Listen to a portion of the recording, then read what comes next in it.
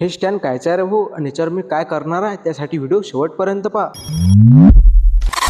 तर नमस्कार मित्रांनो, मी आनंद इंगळे तुमचं स्वागत करतो छोट्याशा मिनी ब्लॉग मध्ये. आज मा घरी आले संदीप मामा म्हणत होते की आज आपल्याला जाणार बोराडा. म्हटलं काय साठी? मामा म्हणत गाडीवर बस तुला रस्त्यानं सांगतो. ते म्हणत होते की आज बोराडाचा साडी नेसवायचा कार्यक्रम आणि तटचेला आपल्याला पाळण्याची ऑर्डर, तर ते करणं आज आपल्याला कंप्लीट. म्हटलं ठीक आहे ना, करून टाकू.